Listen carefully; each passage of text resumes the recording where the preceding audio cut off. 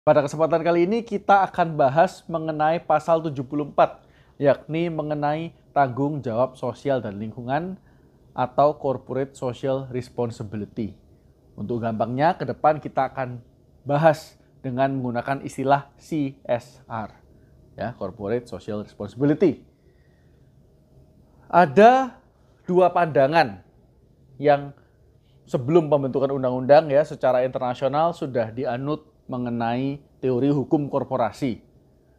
Pertama, itu adalah pandangan neokapitalisme, di mana menurut pandangan ini satu-satunya tanggung jawab perusahaan ya itu hanyalah kepada pemegang saham.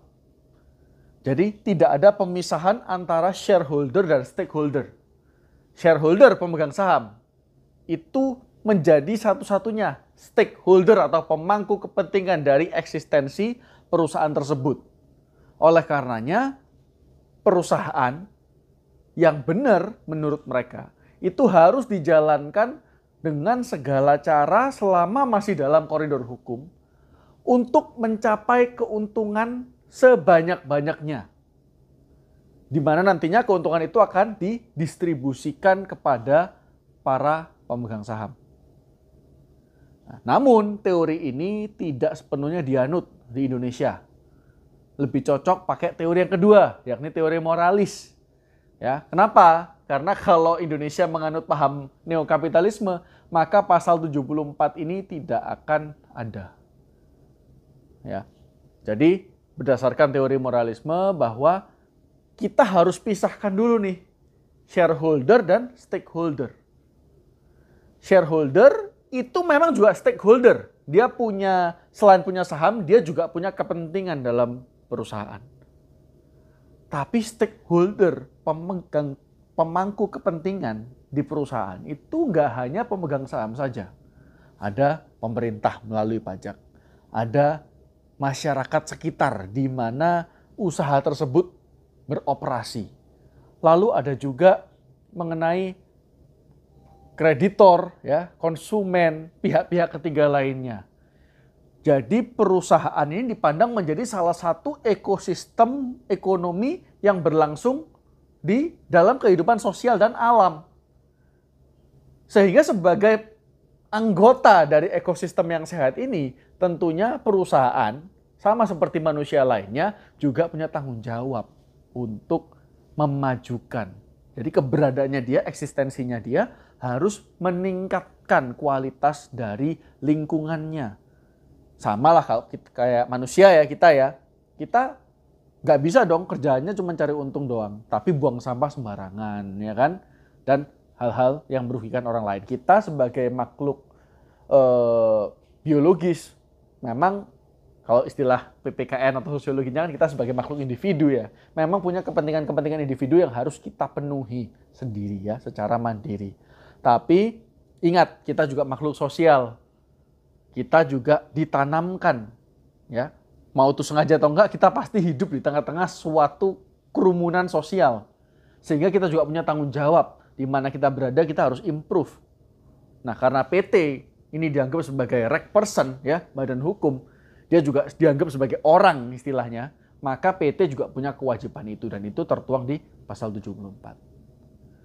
Nah, kelemahannya dari pasal ini adalah mereka hanya mengatur perusahaan mana yang wajib memiliki program CSR.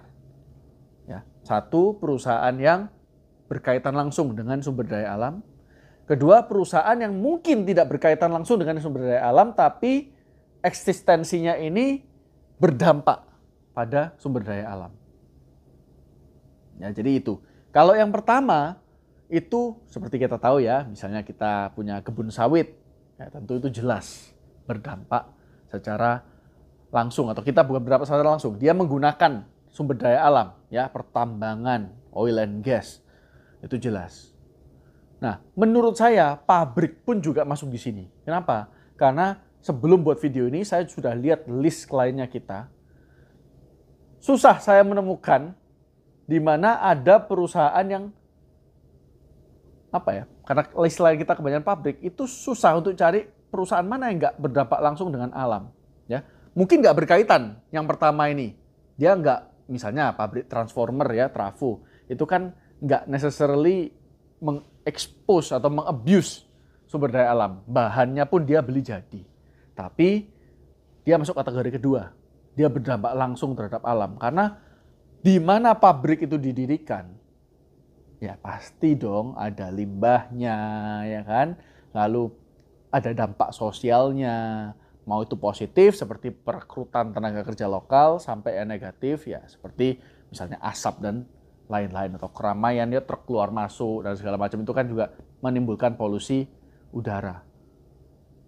Hanya bisnis-bisnis retail mungkin yang tidak punya kewajiban atau tidak masuk dalam dua kategori ini. Ya, bisnis-bisnis seperti ada kita juga klien perlengkapan toko bayi gitu ya, lalu mungkin restoran, apalagi klien kita ya, mungkin jasa-jasa seperti jasa medis dan lain-lain. Itu mungkin tidak langsung berdampak, kecuali kalau itu hospital lain ya, kalau konsultan atau apa kan enggak. Nah, jadi kayak bagi kalian yang mungkin menangani atau memiliki bisnis usaha retail, kemungkinan nggak akan bersentuhan dengan pasal 74. Tapi kalau pabrik pasti akan bersentuhan dengan DO ini. Berikut ya pasal ini, berikut dengan peraturan turunannya. Misalnya di industri rokok ada ketentuan khusus, di industri sawit, di industri pertambangan, industri bahan kimia, pasti ada peraturan khusus yang spesifik di industrinya. Tapi hari ini kita nggak bahas itu. Kita bahas secara umum ya. Kalau kita misalnya punya atau menjadi bagian dari pengurus perusahaan-perusahaan tersebut, kita harus tahu nih, perusahaan kita terekspos pasal 74 atau enggak. Nah, kelemahan dari pasal 74 yang kedua itu adalah tidak jelasnya anggaran bentuk dari CSR ini. Kalau tadi dana cadangan wajib ya, kemarin kita bahas itu ada pakemnya 20%, di sini nggak ada. Ya, hanya dilakukan dengan sewajarnya, sesuai kapasitas, ya kata-kata yang secara hukum sebenarnya susah untuk di-enforce. Kalau kita nulis kontrak pun, saya selalu advise ke klien untuk tidak pakai kata-kata yang bahasanya itu gelambiar ya, atau kabur, obskur.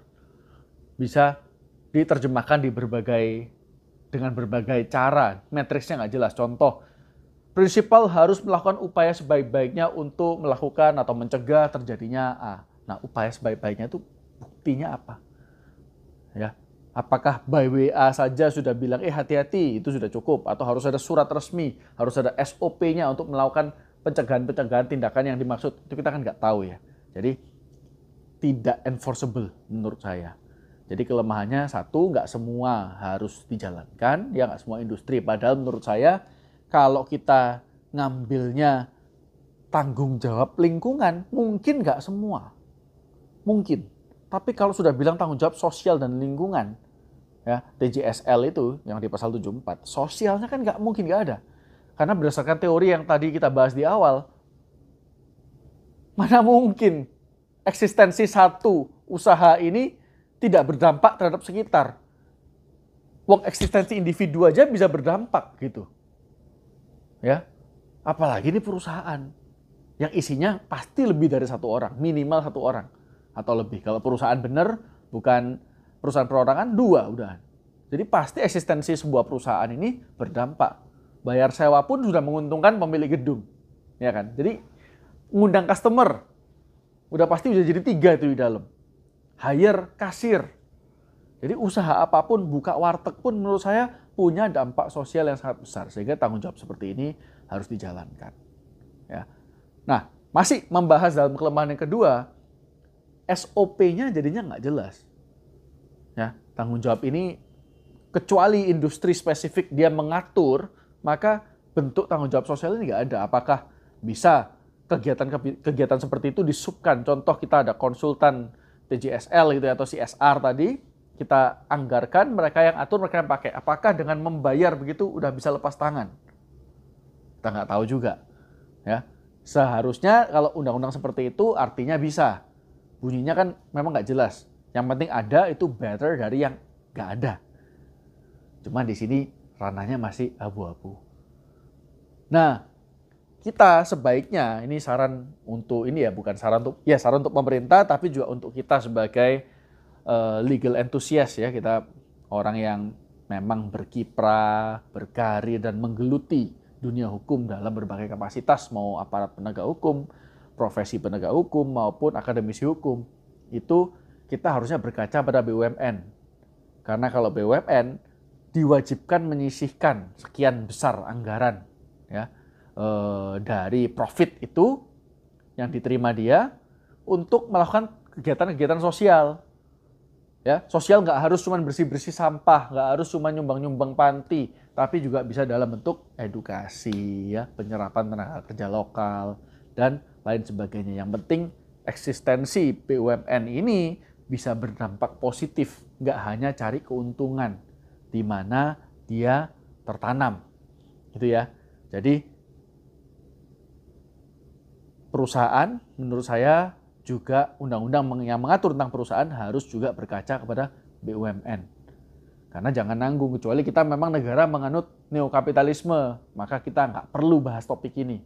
Tapi karena kita menganut lebih ke moralis ya, meskipun ya nggak murni-murni juga, karena memang di undang-undang ditulis, jangan lupa tujuan PT tetap mencari keuntungan. Tapi tetap harus memperhatikan, selain hukum juga lingkungan dan tanggung jawab sosial juga. Ya, simple pembahasan hari ini. Sekian dulu. Untuk video selanjutnya kita akan langsung masuk ke pasal 75, yakni mengenai RUPS atau Rapat Umum Pemegang Saham. See you on the next video.